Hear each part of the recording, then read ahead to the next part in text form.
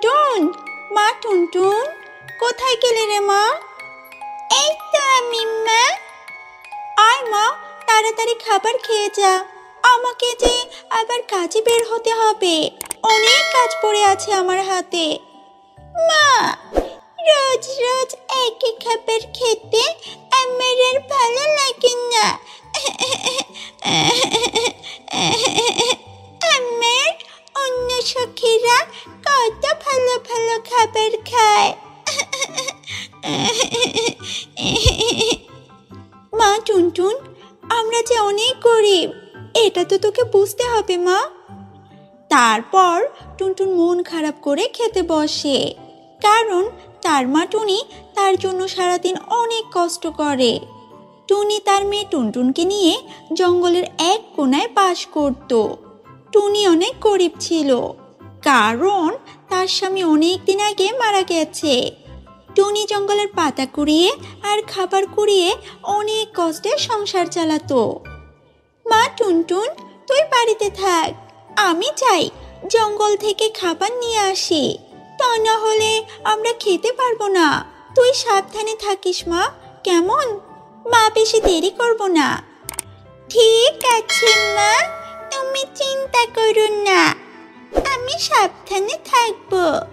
তুমি নিজের খেয়াল রাখবে আর তাড়াতাড়ি চলে আসবে। আচ্ছা ঠিক আছে, আমি তাহলে যাই। তারপর টুনি খাবার খুঁজতে জঙ্গলে চলে যায় আর অনেক কষ্টে নিজের জন্য আর মেয়ের জন্য কিছু খাবার নিয়ে বাড়িতে ফিরে আসে। পরের দিন সকালে টুনি আবার খাবারের খোঁজে বের হচ্ছিল। টুনটুন মা, কোথায় তুই? আমি জঙ্গলে যাচ্ছি মা, তুই সাবধানে থাকিস। মা, আমি একটা কথা বলবো, তুমি রাগ করবে না তো? কি বলবি মা, বল। মা, আমার সব বন্ধুরা স্কুলে ভর্তি হয়ে গেছে, আমিও স্কুলে ভর্তি হব, আমাকে তুমি কখন ভর্তি করতে নিয়ে যাবে মা? টুনটুন মা, আমার কাছে তো এখন বেশি টাকা নেই যে তোকে স্কুলে ভর্তি করব।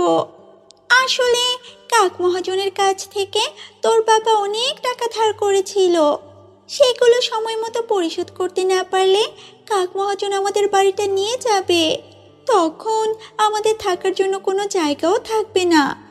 আমি এবছর কাক মহাজনের ধার শোধ করে দেই, আর সামনের বছর তোকে আমি স্কুলে ভর্তি করে দেব। ঠিক আছে আমার সোনামণি? ঠিক আছে মা, তুমি যা বলবে তাই হবে। কিন্তু মা, আমি আজ তোমার সাথে খাবার খুঁজতে জঙ্গলে যাব। আমার সব বন্ধুরা স্কুলে চলে গেছে, তাই আমি বাড়িতে একা একা থাকতে ভালো লাগবে না। আমি তোমার সাথে আজকে যাই না মা, প্লিজ তুমি না করো না। ঠিক আছে আমার লক্ষ্মী মা, চল তুই আজকে মায়ের সাথে খাবারের খোঁজে জঙ্গলে যাবি। তারপর টুনিও তার মেয়ে জঙ্গলে যায়। টুনি একটা বড় গাছের নিচে থেকে খাবার কুড়াতে থাকে, আর ছোট্ট টুনটুন খাবারগুলো একত্রে জমা করতে থাকে। প্রচণ্ড গরমের কারণে টুনটুন ঘেমে যায়। তখন টুনি টুনটুনকে বলে, টুনটুন মা, তুই অনেক কাজ করেছিস, যা এখন গিয়ে তুই ওই বড় গাছটার নিচে বস, গরমে তুই ঘেমে গিয়ে ক্লান্ত হয়ে গিয়েছিস মা।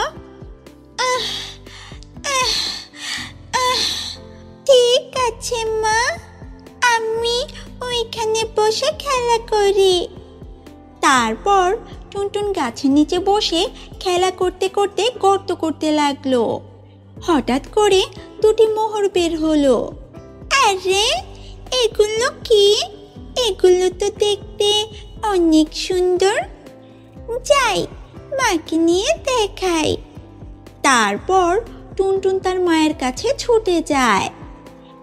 মা দেখো, আমি খেলা করার জন্য গর্ত করেছিলাম, তখন এগুলো সেখান থেকে বের হলো। এগুলো কি মা? আরে, এগুলো তো সোনার মোহর। তুই এগুলো কোথায় পেয়েছিস টুনটুন? আমাকে সেখানে নিয়ে চল। তারপর টুনি টুনটুনের সাথে সেই গাছের নিচে যায় এবং সেখানে গিয়ে টুনি ও টুনটুন আরো গর্ত করে অনেক মোহর বের করে।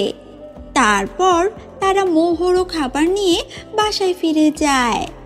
কয়েকদিন পর টুনি সেখান থেকে কিছু মোহর বিক্রি করে তাদের ঘর ঠিক করে এবং ছোট্ট টুনটুনকে স্কুলে ভর্তি করিয়ে দেয়। কিছুদিন পর টুনি আবার খাবারের খোঁজে জঙ্গলে যাওয়ার জন্য তৈরি হচ্ছে। তখন টুনটুন বলে, মা, তুমি খাবারের খোঁজে জঙ্গলে কেন যাচ্ছ? এখন তো আমাদের অনেক টাকা আছে, আমরা তো খাবার খুঁজতে যাওয়ার কোনো প্রয়োজন নেই মা। চাইলেই আমরা অনেক ভালো ভালো খাবার কিনে খেতে পারি। তাহলে কেন তুমি কষ্ট করে খাবার খুঁজতে যাও মা?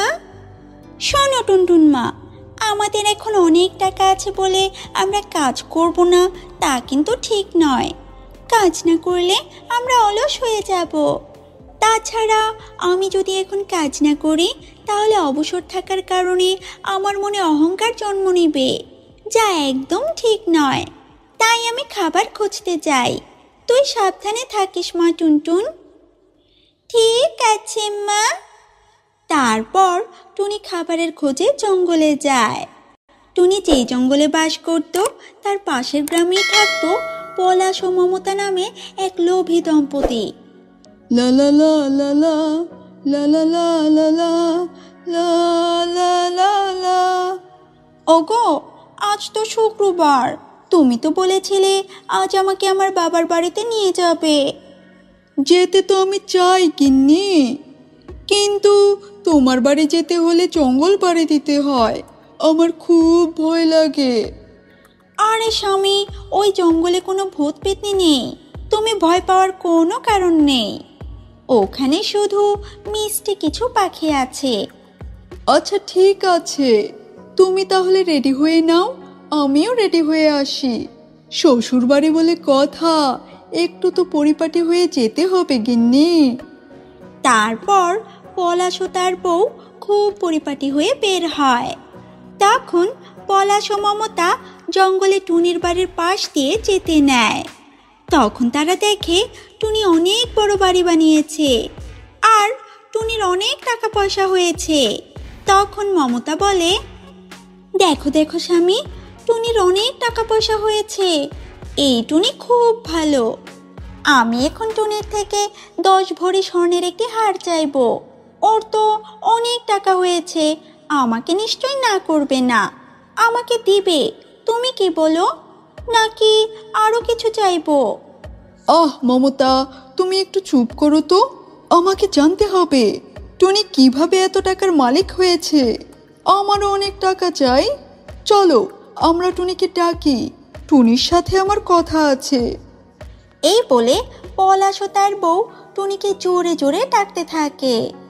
টুনি, ও টুনি, তুমি কোথায়? একটু বাইরে আসো না টুনি, কতদিন হলো তোমায় দেখি না। আরে মাম্মা, তুমি কেমন আছো? মাম্মিকে নিয়ে অনেক দিন পর আমাদের জঙ্গলে আসলে। মাম্মির বাড়িতে কতদিন থাকবে মাম্মা? জানি না কতদিন থাকবো টুনটুন। তা তোর মা কোথায় টুনটুন? কতদিন হলো তোর মাকে দেখি না। মা তো আমাদের জন্য খাবার খুঁজতে জঙ্গলে গেছে মামা। তোমরা আশেপাশে ঘুরে আসো, মা একটু পরে চলে আসবে। টুনটুন, তুই তোর মামির সাথে গল্প কর, আমি তোর মায়ের কাছে যাই। তোর মায়ের সাথে আমার অনেক কথা আছে। এ কথা বলে পলাশ জঙ্গলের উদ্দেশ্যে রওনা দেয়। পলাশ গভীর জঙ্গলে গিয়ে দেখে টুনি অনেক কষ্ট করে খাবার কুড়াচ্ছে। তখন টুনি পলাশকে দেখে বলে, আরে বন্ধু যে, কতদিন পর তুমি আমাদের জঙ্গলে আসলে। তা বন্ধু, তুমি এখানে আসতে গেলে কেন? আমি তো একটু পরেই বাড়িতে আসতাম। তোমার সাথে আমার কথা আছে টুনি। তুমি আমাকে বলো, তুমি কি করে এত টাকার মালিক হয়ে গিয়েছো? কোথায় আর টাকা পয়সার মালিক হলাম বন্ধু? আর আমি এই ছোট্ট শরীর নিয়ে যা পরিশ্রম করি তা তো তুমি দেখলে। অনেক কথা বলার পরও টুনি কিছুতেই বলল না সে কিভাবে এত টাকার মালিক হয়েছে। তারপর পলাশ বলল, তুমি কি আমাকে বলবে না তুমি কিভাবে এত টাকার মালিক হলে? আমি তোমার বন্ধু হই টুনি। তারপরও যখন টুনি বলল না টুনি কিভাবে এত টাকার মালিক হলো, তখন পলাশ তাকে বলে, ঠিক আছে, তোমাকে বলতে হবে না, আমি তোকে মেরে ফেলবো। না না, তুমি তুমি আমায় মেরো না বন্ধু। আহ আহ আহ পলাশ টুনিকে মেরে ফেললো। তোকে মেরেছি, এবার তোর বাচ্চাকেও মেরে ফেলবো। পলাশ বাড়ি এসে টুনটুনকেও মেরে ফেললো। তারপর একটি তেঁতুল গাছের নিচে কবর দিয়ে দিল। আর টুনি সব সম্পত্তি দখল করে নিল। কিন্তু টুনিকে এভাবে মারার কারণে টুনির আত্মা শান্তি পাচ্ছিল না। টুনির আত্মা অভিশাপ হয়ে সেই গ্রামে ঘুরতে লাগলো। পালাও পালাও, ডাইনি এসেছে, ডাইনি পালাও।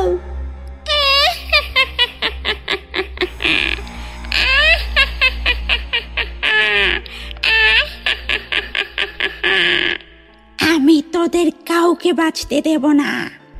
টুনি ডাইনি হয়ে গ্রামের সব লোকজনকে মেরে ফেলতে লাগলো। যেই লোক কাঠ কাটার জন্য বনে যেত সে আর কখনো ফিরে আসতো না। টুনি তাদের খেয়ে নিত। টুনির অত্যাচারের কারণে গ্রামের সকল মানুষ অতিষ্ঠ হয়ে যায়। তারপর তারা ঠিক করে তারা কেউ আর কাঠ কাটতে ওই জঙ্গলে যাবে না। তোমরা কি ভেবেছ তোমরা এখানে না আসলে আমি তোমাদের মারতে পারবো না? আমি আমার আর আমার মেয়ের হত্যার প্রতিশোধ নেবই নেব। আমি কাউকে বাঁচতে দেব না। এই বলে টুনির আত্মা গ্রামে চলে যায় এবং যাকে সামনে পায় তাকেই খেয়ে নেয়। টুনির ভয়ে গ্রামের সবাই খুব চিন্তিত হয়ে যায়। তারা সবাই একত্রে জড়িত হয়ে চিন্তা করে তারা তান্ত্রিককে দিয়ে টুনির আত্মাকে এখান থেকে সরাবে। তারপর তারা তান্ত্রিককে খবর দেয় আর তান্ত্রিক এসে সকলকে নিয়ে গাছের নিচে যায়। গাছের নিচে গিয়ে আগুন জ্বালিয়ে টুনির আত্মাকে ডাকে, আয় ডাইনি টুনি, আমার সামনে আয়, আয় বলছি। এই, তুই আমাকে ডাকছিস কেন? হ্যাঁ, আমার আরো অনেক কাজ বাকি আছে। আরে দাঁড়া দাঁড়া, তোর সাথে আমার কিছু বোঝাপড়া আছে।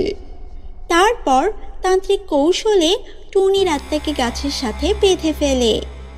আহ আহ আহ ছাড়, ছেড়ে দে আমায়। আহ আহ আহ সবাই ভয়ে ভয়ে থাকে। তারপর তান্ত্রিক টুনিকে জিজ্ঞেস করে, বল টুনি, তুই এত মিষ্টি পাখি হয়ে কেন এমন করছিস? কেন তুই গ্রামের মানুষকে মেরে ফেলছিস? কি হলো তোর? বল আমায়, তুই কি চাস?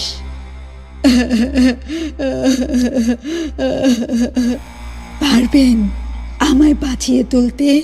পারবেন আমার ছোট্ট আদরের সোনামণিকে আমার বুকে ফিরিয়ে দিতে? তারপর টুনি তান্ত্রিককে তার সাথে ঘটে যাওয়া সব ঘটনা খুলে বলল। সব শুনে তান্ত্রিক ও গ্রামের সব লোকেদের টুনির জন্য খুব মায়া হয়। বল টুনি, তুই এখন কি করতে চাস? আমি আমার ও আমার মেয়ের হত্যার প্রতিশোধ নিতে চাই। আমি পলাশ আর তার বউ মমতাকে চাই। যদি পলাশ আর মমতাকে এনে দেই তাহলে কি তুই সবাইকে ছেড়ে দিবি? হ্যাঁ, যদি তাদের এনে দাও আমি তাদের মেরে আমাদের হত্যার প্রতিশোধ নেব। আমি আর কারো কোনো ক্ষতি করব না। তারপর সবাই মিলে লোভী পলাশ ও মমতাকে ধরে এনে তেঁতুল গাছের সঙ্গে বেঁধে দিয়ে চলে যায়।